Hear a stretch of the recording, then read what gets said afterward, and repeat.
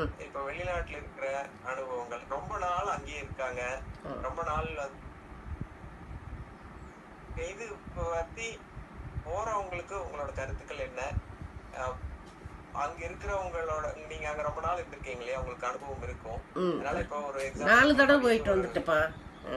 4 தடவ நீங்க ஆ போயிருக்கீங்க. அப்ப ஆ அத பத்தின ஒரு பிரயாணமோ, அல்லது அங்க தங்கி இது பண்றதுக்கோ, அ உங்களுடைய கருத்துக்கள் என்ன?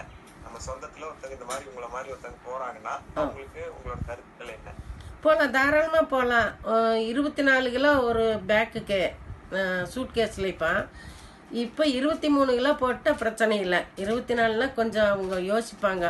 கொச்சின்லினா எடுத்துக்கிறாங்க, சென்னையிலனா கொஞ்சம் ப்ராப்ளம். அதனால் 23 கிலோ ஒரு சூட்கேஸில் 23 கிலோ, ஹேண்ட் லக்கேஜ் 8 கிலோ, அப்படி 2 சூட்கேஸ் பெருசு, ஹேண்ட் லக்கேஜ் ஒன்று கொண்டு போய்க்கலாம்.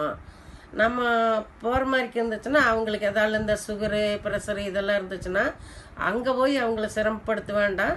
நம்ம இங்கிருந்து எல்லாம் வேணுங்கிறத டாக்டர் செக் பண்ணிவிட்டு பல்லெல்லாம் நல்லா இருக்குதான்னு கண்டிப்பாக பார்த்துக்கணும். இந்த பல்லு பிரச்சனை இருக்கிறவங்க அதெல்லாம் கரெக்ட் பண்ணிக்கணும். ரொம்ப முக்கியமான தகவல். ஏன்னா அங்கெல்லாம் ஆமாம் டென்டலுக்கு வந்து பல்லுக்கான தொகைகள்லாம் ரொம்ப ஜாஸ்தி. ஆமாம், ரொம்ப அதனால அதை இங்கேயே ஜாஸ்தி. பார்த்துட்டு போயிட்டோம்னா கரெக்டான ஒரு இது இருக்கு. ரொம்ப ஆமாம் நல்ல விஷயம் ஆமாம். சொல்லியிருக்கீங்க. அவங்களுக்கு வந்து இன்சூரன்ஸ் இருக்குது. நம்ம 6 மாதத்துக்கு தானே இருக்க போகிறோம், அதனால நம்மளுக்கு இன்சூரன்ஸ் இருக்காது.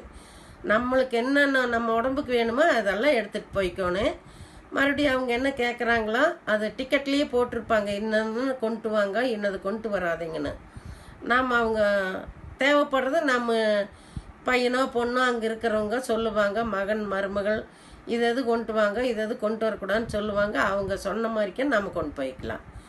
அதில் ஒன்றும் தப்பில்லை. அப்படியே ஏதாவது நம்ம தப்பிச்சு தெரியாமல் கொண்டு போயிருந்தாலும் அவங்க வந்து எடுத்து ரிமூவ் பண்ணிடுவாங்க, அது டஸ்ட்பினில் போட்டுருவாங்க. அது அது போனால் போதுன்னு நம்ம விட்டுட்டு நம்ம போய் சேர்ந்தா சரின்னு போய்க்கலாம். ஆமா ஆமா.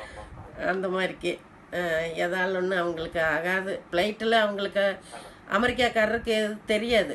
நம்ம விதைகோ இந்த மாதிரியெல்லாம் ஏதாவது கத்திரி சரி. ஊசி அதான் இந்த மாதிரி இருக்கிறதெல்லாம், இது தீப்பொட்டி இந்த மாதிரி இருக்கிறதெல்லாம் அங்கே கொண்டு போனால் அலோவ் பண்ண மாட்டாங்க ஏர்போர்ட்டில். அதான். ஏதோ அது தேவையில்லை நம்மளுக்கு, இந்த மாதிரி இருக்கிறது கொண்டு போகிறதுக்கு அலோவ் பண்ண மாட்டாங்க. அது டிக்கெட்லேயே போட்டுருவாங்க, இதெல்லாம் நீங்கள் கொண்டு வரலாம், இதெல்லாம் கொண்டு வரக்கூடாது. பொடி என்ன வேணாலும் கொண்டு போய்க்கலாம். அப்புறம் நானெல்லாம் அவங்க என்ன சொல்கிறாங்களோ அதை அப்படியே கொண்டு போகுவேன் கரெக்டாக. புரியுது. அந்த உங்களுக்கு போக வர எனக்கு எந்த பிரச்சனையும் இல்லை. தேவையான என்னப்பா? இந்த பதப்படுத்தின அதாவது பொருட்கள் எல்லாம் இங்கிருந்து எடுத்துட்டு போயிட்டீங்க. குறிப்பா இந்த கருவேப்பிலை, இந்த ஒரு கருவேப்பிலையெல்லாம் பொடி பண்ணி கொண்டு போய்க்கணும்.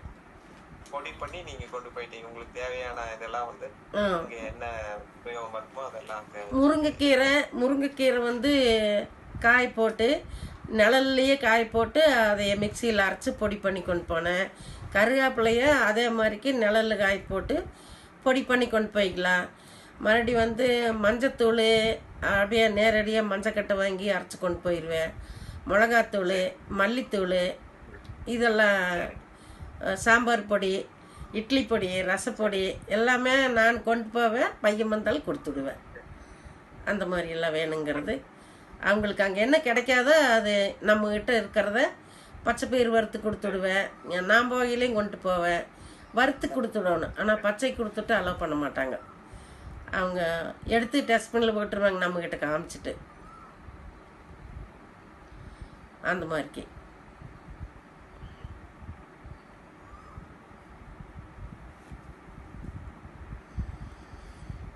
சரி. ஓகே இப்போ இறுதியான கேள்வி ஓகே. போய்க்கலாமா?